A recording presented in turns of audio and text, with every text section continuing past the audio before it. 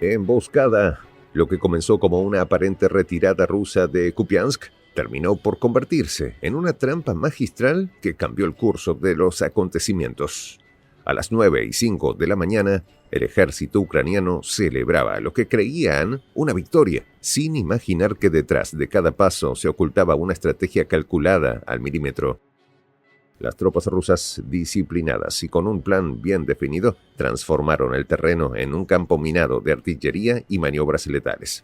Lo que para Ucrania era un avance, para Rusia era solo el inicio de una ofensiva implacable. Los detalles, a continuación. ¿Quieres saber cómo se puede fundar la patria grande? Mira el final del video. Euforia aplastada. Lo que parecía un día de gloria para Ucrania terminó siendo un capítulo bochornoso en Kupiansk. A las 9:05 de la mañana, las fuerzas ucranianas reclamaban su supuesto triunfo, pero el transcurso de las horas reveló una estrategia rusa diseñada para convertir su celebración en desesperación y caos. Una escena que pasó del júbilo al desconcierto. Los soldados ucranianos, que inicialmente celebraban con cánticos de victoria, pronto fueron abatidos por el miedo. Las tropas rusas, lejos de ser derrotadas, llevaron a cabo un movimiento estratégico que muchos confundieron con una retirada. Esta maniobra, cuidadosamente orquestada, tenía como objetivo desorientar y atrapar al enemigo. La aparente victoria ucraniana no fue más que una ilusión. Kupiansk era solo un peón dentro de una operación rusa más compleja, diseñada para exponer la vulnerabilidad de las fuerzas que se adentraban confiadas en territorio liberado. El reconocido analista militar Yuri Podolyaka alertó temprano sobre la pérdida de las afueras de Kupiansk, señalando que aunque las tropas rusas mantenían una posición estratégica en el río Oskol, la situación parecía comprometida. Su mensaje generó tanto preocupación entre los aliados rusos como entusiasmo entre los ucranianos.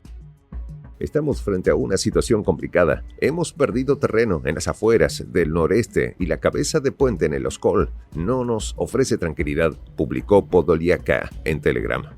Ese anuncio fue celebrado prematuramente por Ucrania, sin entender que detrás de estas palabras se ocultaba un plan meticuloso. Pero lo que no se reveló de inmediato fue el trasfondo de esta maniobra rusa. La retirada aparente fue un señuelo para atraer a las fuerzas ucranianas hacia posiciones vulnerables, un movimiento que los dejó expuestos al verdadero golpe. Los soldados ucranianos avanzaron confiados, ocupando las áreas desiertas, sin imaginar el peligro que se cernía sobre ellos. La realidad llegó como un mazazo. Desde posiciones reforzadas al sur y al norte de Kupiansk, la artillería rusa desató un ataque devastador que transformó la aparente victoria en un desastre. Los bombardeos precisos dejaron al ejército ucraniano sin tiempo para reaccionar. La situación se tornó insostenible. Lo que comenzó como una marcha triunfal terminó en una frenética huida.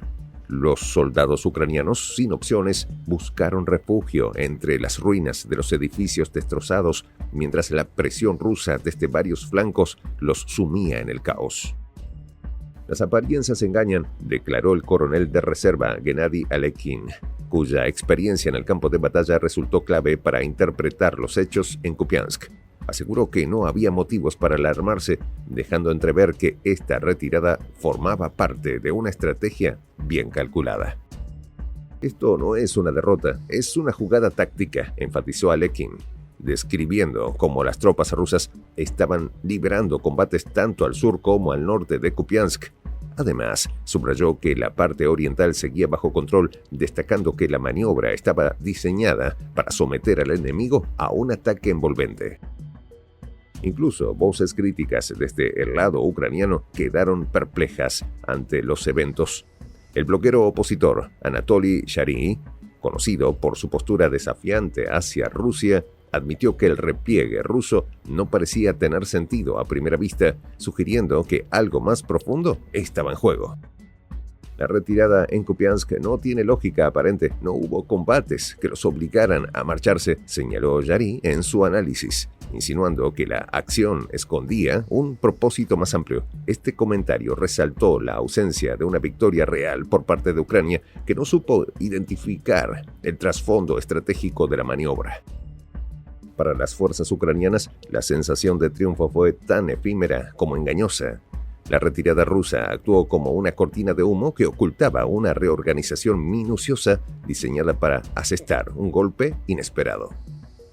Los movimientos rusos fueron ejecutados con precisión milimétrica, aprovechando las sombras y el terreno accidentado.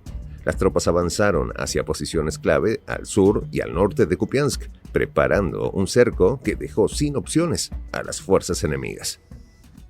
La ofensiva rusa alcanzó un clímax cuando su artillería comenzó a disparar con una potencia devastadora.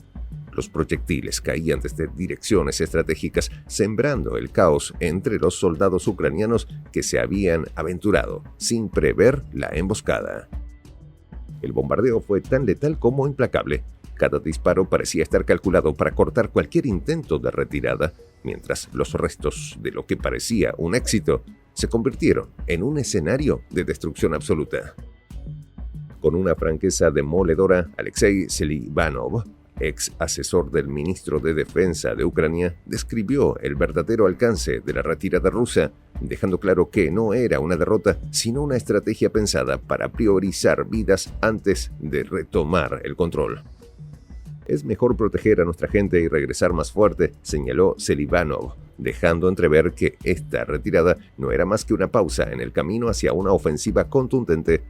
Sus palabras reflejaron una confianza inquebrantable en la capital rusa de adaptarse y volver a dominar el terreno.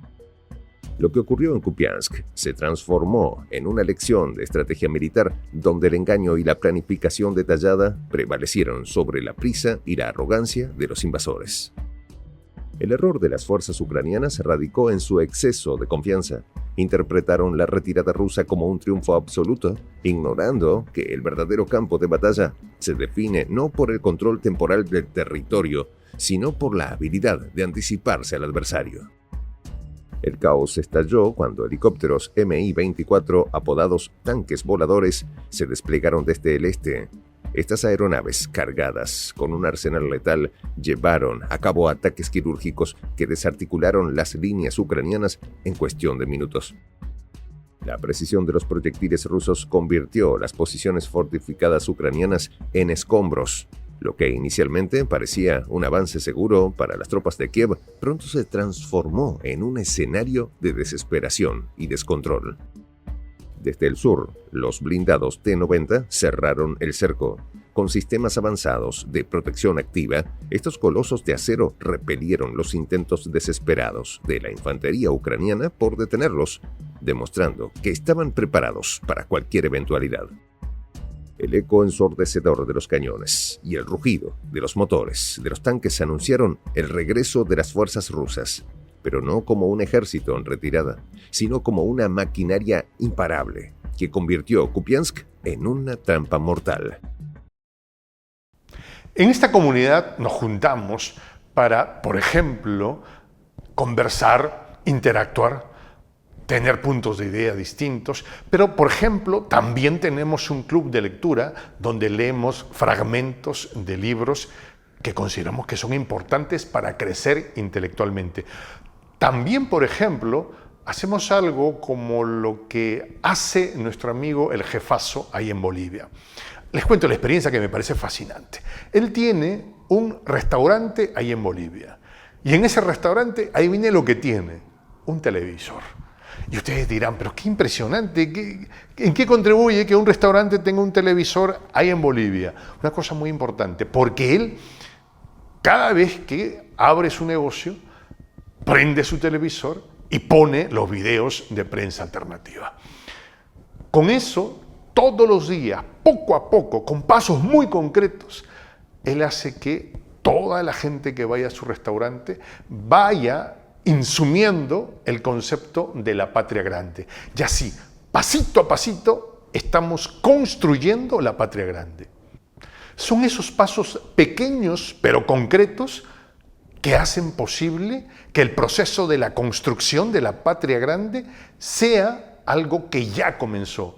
un hecho dinámico que no tiene retorno en la historia. Y de verdad a nosotros nos gustaría que tú seas parte de esa propuesta. ¿Qué tienes que hacer? Muy simple, dale clic en el botón unirse.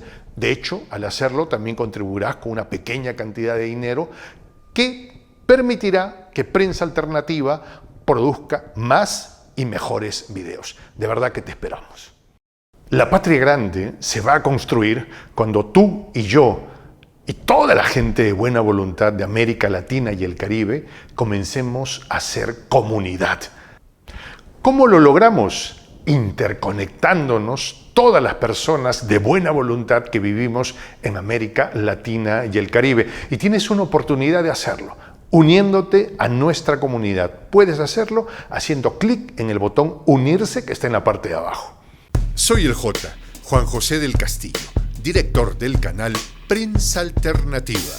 Si quieres ser parte de la comunidad de la Patria Grande, suscríbete a nuestro canal. Si es que quieres que te lleguen las notificaciones cada vez que subimos un video, activa la campanita. Si quieres apoyar a nuestro canal económicamente, puedes hacerlo a través de PayPal. El enlace está en la descripción del video. A nombre del equipo de Prensa Alternativa, me despido con esta expresión en el quechua milenario, Tupananchis Kama, cuya traducción es hasta volvernos a encontrar.